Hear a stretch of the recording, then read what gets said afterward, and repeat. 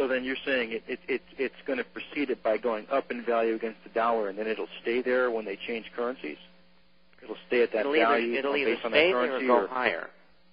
And even if it came down, let's say it went to $3,000 an ounce, and let's say it dropped $600 to $2,400. That's a 20% drop. It would be inconsequential. This is hypothetical. Right. It would be inconsequential because everything else would be down between 60 and 90%. That was our experience during the 1930s, and this is 5 times worse than that. Right. We're in for I just reverse was wondering if it was a good idea, maybe right before they switch currencies, if there's any way of predicting it, to sell the gold and be in the old currency when it switches over. No. Is there any argument for that? We're not that smart. Okay. Okay. Thanks so much, Jim. Bye-bye. And you try to play games in this whole situation.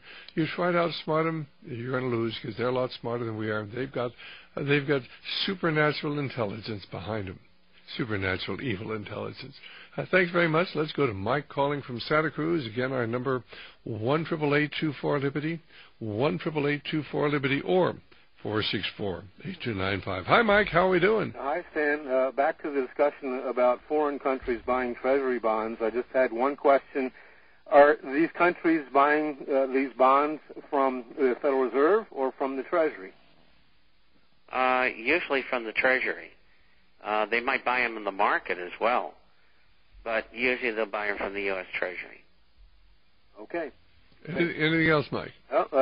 Thanks a lot. All right, very good. Well, we answered all the questions here. I appreciate that. And we're in for the most difficult times that I've ever lived through, and I think any of the rest of us have. And there are a lot of people, a lot smarter than I am, are saying exactly the same thing. And this is not going to get well. Later this year or in the year 2010, they're talking about this thing's going to go on for 5 to 10 or more years. What are your thoughts, Bob? Well, I think the carnage in all aspects, and that includes housing and commercial real estate, the bankruptcy of banks, brokerage firms, insurance companies, corporations, the debt that's being heaped upon the American people to bail out the wealthy.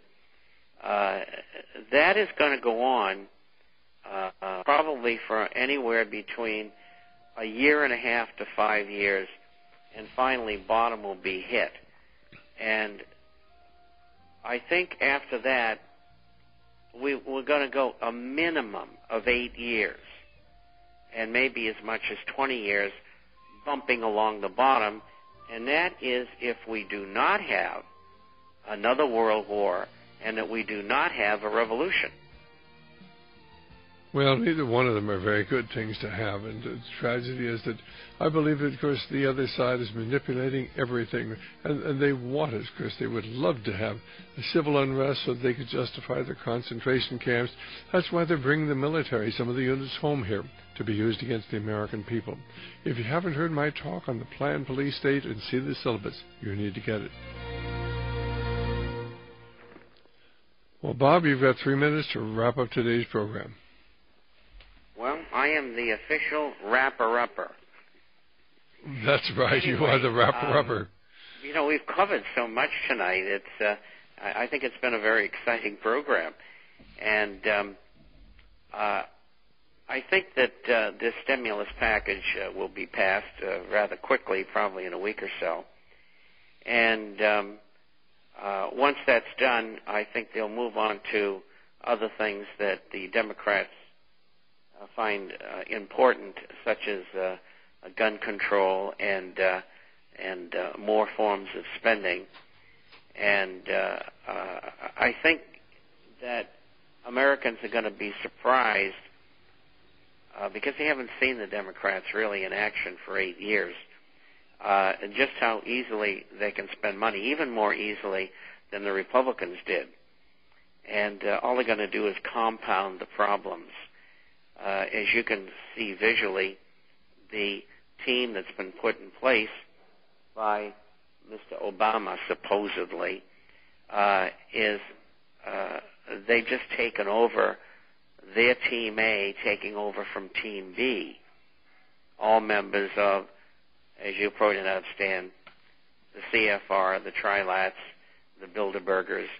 And so they're going to continue to do the programs that were in place before. Nothing's going to change.